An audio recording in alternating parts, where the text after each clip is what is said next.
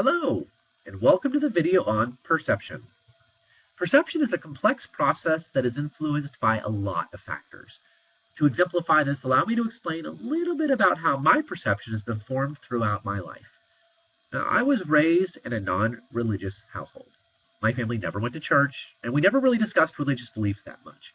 My family wasn't atheists in the sense that we hear about atheists today. That is, they don't go around telling religious people they're wrong all the time.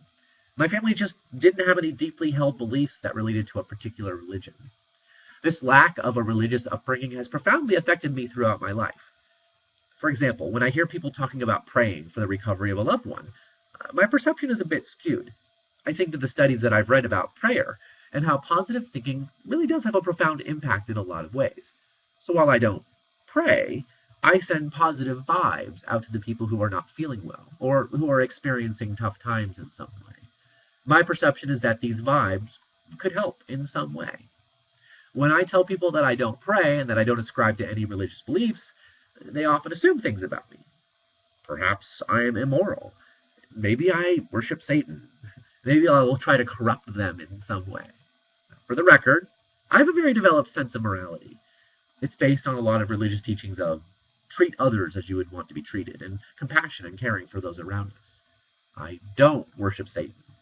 Just as I don't necessarily buy into the notion of a singular God, I also don't buy into the notion of a singular evil entity, such as Satan. And I never try to corrupt anybody. I want all of us to live and coexist together. Now, as you can see, from this, our perception is often influenced by our background, our belief systems, and our experiences. Society often conditions us to perceive certain stimuli in a particular way.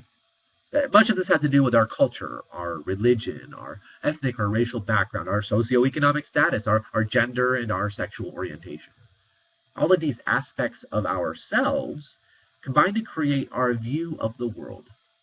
Now, three specific ways that we can see this is through perceptual sets, ethnocentrism, and stereotypes.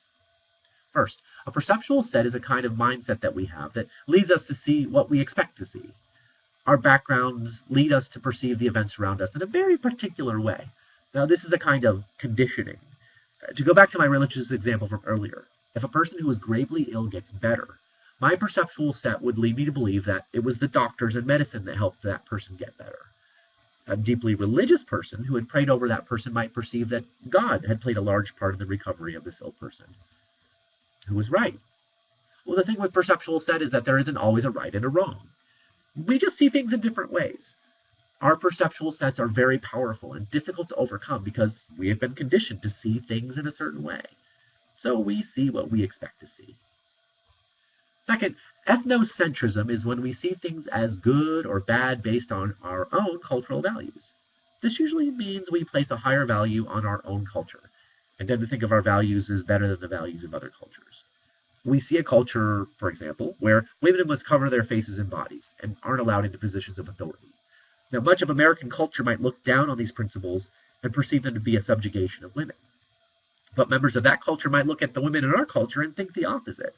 And both cultures are going to see their own culture, the other culture, as wrong. Now, again, there isn't necessarily a right or a wrong. Our values are very important to us, but aren't necessarily shared by the rest of the world. Finally, stereotyping is when we have a very set perception of a group of people, and we make assumptions about those people based on that perception. Now, often stereotyping happens to ethnic and racial groups, sexual orientations, religious backgrounds, and genders. Stereotyping is a shortcut that allows us to make quick judgments about people. Generally, stereotyping leads us to be closed-minded and not willing to learn about those around us. Many stereotypes are harmful, and we should be wary about using these stereotypes in our everyday lives. Much of the recent tragedy in Ferguson, Missouri, for example, can be attributed to stereotyping. How we overcome this is a larger question for another day, but something that we should all be aware of. As you can see, we use perceptual sets, ethnocentrism, and stereotyping a lot. How we perceive the world is so often based on these types of factors. Our backgrounds bias us in a lot of ways. It can cause us to be less open-minded. By escaping our perceptual sets, by setting aside our ethnocentric tendencies, by breaking apart stereotypes, we can get to a larger truth. A truth that allows us to all live together with more understanding. A truth that will help us understand that a person who didn't grow up with religion in his life, like me, can be just as good as a person as somebody who did grow up with religion. And that's it for this video. Have a really great week, everybody.